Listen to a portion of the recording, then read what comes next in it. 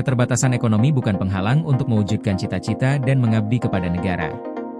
Dua anak buruh tani, Ibda Eko Nur Setiawan dan Ibda Agung Saputra, berhasil membuktikan bahwa dengan tekad yang kuat dan kerja keras, tidak ada yang tidak mungkin.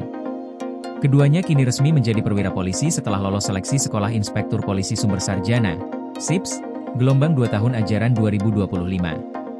Pelantikan mereka dipimpin oleh Wakapolri Komjen Dedi Prasetyo di Akademi Kepolisian. Pelantikan ini menjadi momen yang sangat bersejarah, terutama bagi keluarga kedua perwira, yang selama ini hidup dalam kesederhanaan sebagai buruh tani.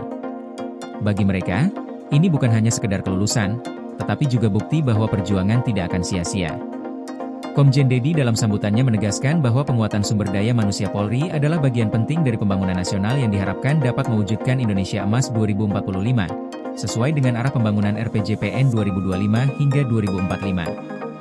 Ia juga menyebutkan bahwa ini sejalan dengan asta-cita Presiden Republik Indonesia, Bapak Prabowo Subianto, yang menginginkan Polri yang semakin adaptif, responsif, berintegritas, dan mampu menjawab tantangan zaman. Ibda Eko Nur Setiawan, yang merupakan alumnus Universitas Jenderal Sudirman, adalah salah satu lulusan terbaik SIPS gelombang 2 tahun 2025. Meskipun tumbuh dalam keterbatasan, Eko berhasil meraih tanggon kosala sebagai peraih terbaik dalam aspek sikap dan perilaku. Selama pendidikan, Eko dipercaya memegang amanah sebagai Danjen Korpsis, jabatan yang mencerminkan kepemimpinan, keteladanan, dan integritas. Eko yang merupakan anak dari seorang petani ini, sejak kecil sudah harus hidup dengan kondisi serba kekurangan. Ibunya bekerja sebagai tenaga kerja wanita, ART, di luar negeri untuk menopang ekonomi keluarga. Meski sempat gagal dalam seleksi Bintara Polri pada 2015 dan juga gagal pada seleksi SIPS 2024, Eko tidak menyerah. Ia terus berusaha dan akhirnya berhasil lolos pada seleksi SIPS 2025, menjadi bukti bahwa kegigihan tidak akan sia-sia. Kisah serupa juga dialami oleh Ibda Agung Saputra, yang berasal dari keluarga petani dan buruh tani. Ayahnya telah meninggal sejak lama, dan ibunya hanya bekerja sebagai buruh tani di ladang. Selama lebih dari 10 tahun, Agung tidak kurang dari 10 kali mencoba untuk menjadi anggota Polri maupun TNI, namun selalu gagal.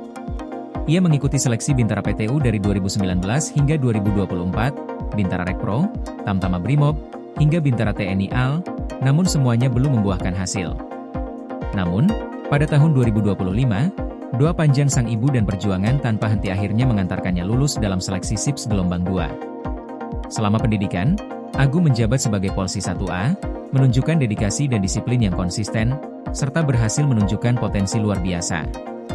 Kisah Ibda Eko Nur Setiawan dan Ibda Agung Saputra menjadi contoh nyata bahwa perubahan Polri dimulai dari proses rekrutmen yang adil, pembinaan yang berintegritas, dan kesempatan yang sama bagi seluruh anak bangsa. Dari ladang dan doa seorang ibu, lahir perwira-perwira Polri yang siap mengabdi untuk negeri dan berjuang melindungi masyarakat. Ini adalah bukti bahwa ketekunan, kerja keras, dan tekad yang kuat akan membawa hasil yang membanggakan. Koordinasi PLN dengan TNGL jelang Hari Kesaktian Pancasila, listrik terbangun, alam tetap lestari. Panen perdana garam Aceh. PLN hadirkan energi untuk UMKM di momen menyambut Hari Kesaktian Pancasila.